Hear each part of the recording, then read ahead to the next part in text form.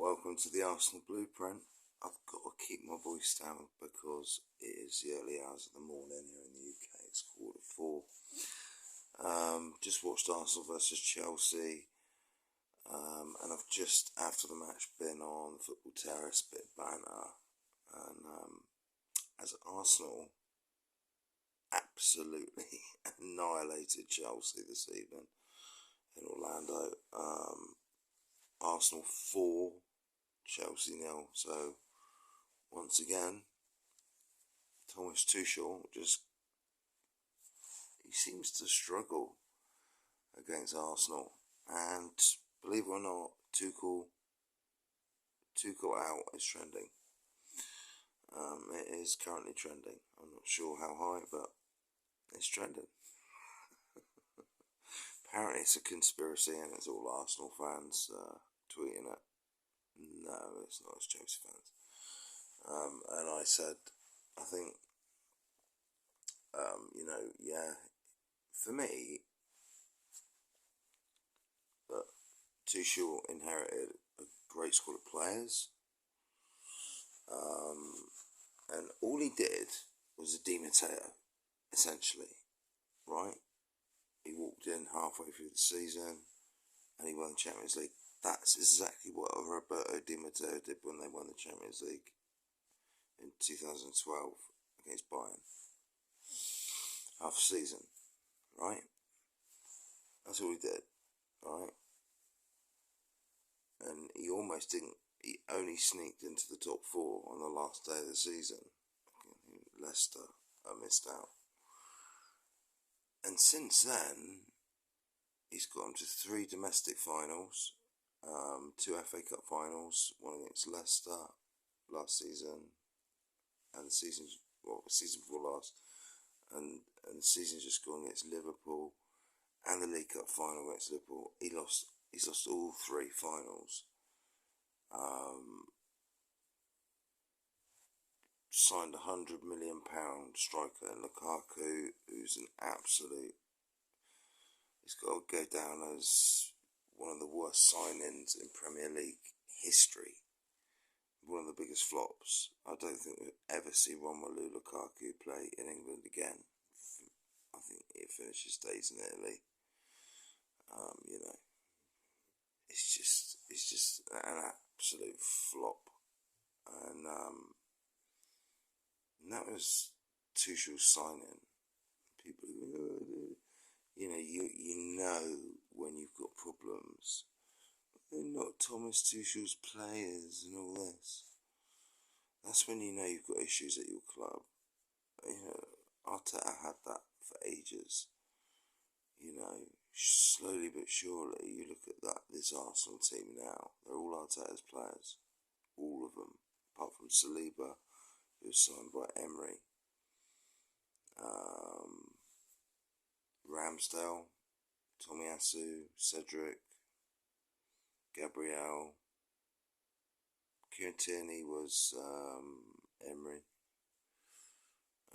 but Zinchenko, Thomas Partey, Granit Xhaka was Wenger, so yeah, he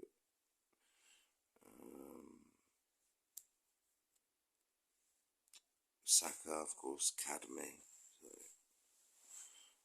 Smith Rowe Academy, he didn't play tonight. Odegaard, Arteta, Jesus, Arteta, Martinelli. I think he was signed under Emery. I'm pretty sure. But I think Edu spotted him. So anyway, Arsenal were absolutely scintillatingly brilliant tonight, and it's easy to get carried away and all that. I'm not getting carried away. Yeah, it makes me laugh. I think it's the only thing opposing fans have to beat you with a stick is Arsenal think they're going to win the league, are they going to get smashed at Palace? Well, a lot of teams get smashed at Crystal Palace, but I'm telling you now, right, Arsenal, and this is true, and it's something that's really pissed me off, is Arsenal are been so easy to bully at the back, at the forward line, just all around the pitch.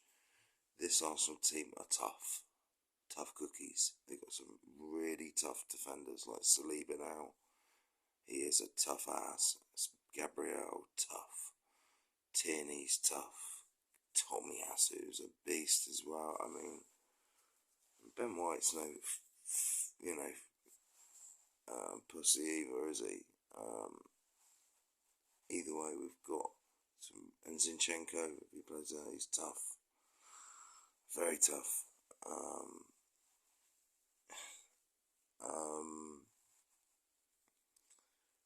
Thomas Partey, tough. Xhaka is tough. But Jesus, mate, he is a beast. He bullies them. He bullies the opposition. And he battered Chelsea tonight, Jesus, in the first half. Okay, come on, the second half was lively. Goals, opener from Jesus. Beautiful chip over Mendy.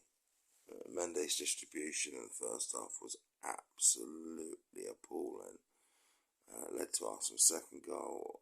Martin Odegaard, beautiful finish into the corner of his left peg, smashing it in. And then Saka scored third, quite close range. They said he might have been offside. To me, I think he was onside. I think he would have been onside. It was tight. If it had gone to VAR, it would have been tight. But I think it was just onside. And Sambi Lokonga, not Bambi anymore. He's becoming a man, Sambi. And like Terry said on the Football Terrace, if you don't know what the Football Terrace is, check it out. Put it on YouTube. The Football Terrace, great for transfer news. Terry's on the ball. He talks to journalists all the time. He's really up. If you want to know what's going on in the world of the top 6 in England, tune into the Football Terrace. Terry's on the mark, and he says Lokonga really was a seat, and a lot of experts in Belgium. Terry was saying this tonight. He was saying Lokonga is an exceptional talent, but it's a year too early for him really to go to Arsenal, and that showed. That showed in his performances. Were dreadful last season, and I'm scratching my head thinking, what's all the hype about? But he scored a great header tonight. He put in Arsenal's 4th, and quite a decent performance in the second half. So if he performs to a level like that, I don't mean just scoring, but his overall performance was good. And mate, that would be more than welcome, especially with Thomas Partey's injury record. If Lokonga can get to grips with the Premier League, he did it against a Premier League team tonight, so that stands him in good stead. And he's up against Kovacic, Mount, all that top class midfielders. So Chelsea making their excuses for me, and I've said it all summer. Chelsea, there's 5 weeks of the window left. They're thereabouts, maybe just over 5 weeks of the window left, 5.5 weeks. So they need to get a move on, but you can bring players in quite quickly, can't you? But Chelsea seem to, Barcelona's getting in Chelsea's way. Rafinha, they got in our way. Barcelona got an Arsenal and Chelsea's way with Rafinha. But Rafinha didn't want to join Arsenal, he didn't want to join Chelsea, he wanted to join Barcelona. He's got that, he's plays for them now, doesn't he? And Jules Koundé. is a player at Chelsea. It seems like this Jules Koundé story has been going since last summer. I remember all the hype this time last year about Koundé. Like on the football terrace, I was hearing it every other day, and it never happened. Another season goes by, and it's all Koundé. Now Barcelona want him, or do they? But apparently talks are in an advanced stage for Koundé, but I don't know. People are saying Barca are still hovering. Yeah, it depends on Koundé, really, doesn't it? Depends where he wants to go. Whether he wants to stay in Spain and go from Seville to Barca, or test himself in the Premier League. Personally, I hope they don't get Koundé, because they won't delete. He's got a Bayern. Scored on his debut, I think. Or one of it. I think it was his debut. He scored anyway. Against Washington DC, Wayne Rooney's team. And 6-2 win for Bayern. And a friendly over there the other day. And by the way, Man City have won tonight. Haaland scores for City. I think it might have been tapping or something, but that's what he's there to do, isn't it? Score goals. The goal machine, Erling Braut Haaland has arrived. Yeah, and also the disrespect. Terry picked up on this. Well, two things. Arsenal's pressing tonight was out of this world. Unbelievable. And I believe Arsenal will take that pressing into the Premier League season at the start. And it will be, it's a game changer having Jesus in the team. And the disrespect he gets of rival fans, he will shut them all up, mate. Yeah. Everyone thinks he's going to flop and not score goals, mate. People are delusional. Just watch him play. He's been brilliant for Arsenal in the pre-season, and I have no doubt he's going to cause Crystal Palace nightmares on the opening night of the Premier League season. It's not very often I feel confident going to Palace, but if you think about it, when would you want to face Palace? The opening night. If you've had a good pre-season, you're all fit, ready to go. It's opening night, really, because there's no rhythm to them, really. You don't want to be going to Palace when you're on a good run, or in the grim winter evenings. And we got battered there 3-0 not long ago, so we want to avenge that, man. We owe them one. It's just they took 4 points off us last season, and I'm sure Arteta wants to get one over Vieira. It's in the post, mate. It's in the post. And also, Arsenal's pressing offensively was again magnificent. It has been all pre-season, but the counter press, the way they got out of trouble was just phenomenal. The mixture of Ramsdale, sweeper keeping. He was like really high up the pitch. Arsenal played a high line tonight, but whenever like Werner was running at our defenders, he was one-on-one with Slapp. And Timo Werner is quick. He might not be the best finisher in the world, but he is damn quick. I don't think anyone can deny that. He's like Speedy Gonzalez. But so's William Saliba, mate. Saying Saliba's 6'4" now, he was 6'3", but he's only just turned 21, so he's still growing, essentially. So, that is right. He's a big old boy, William, but he kept up with Werner, mate, and he tackled him and put it out for a corner, I think.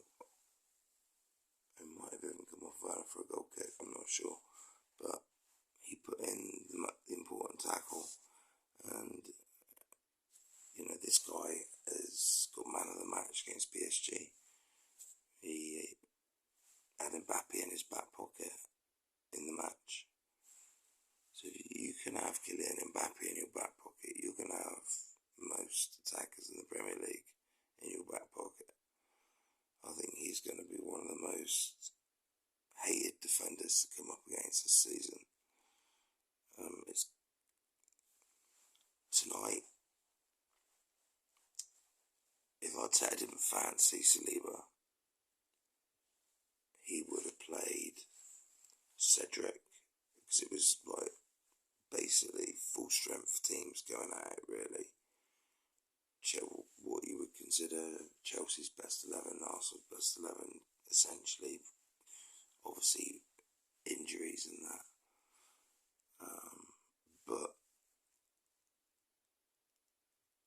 both teams still have injuries. But what I'm saying is, he could have gone for Cedric at right back, White, Gabriel, and Zinchenko, right? And Ramsdale in goal. But he didn't. He went for,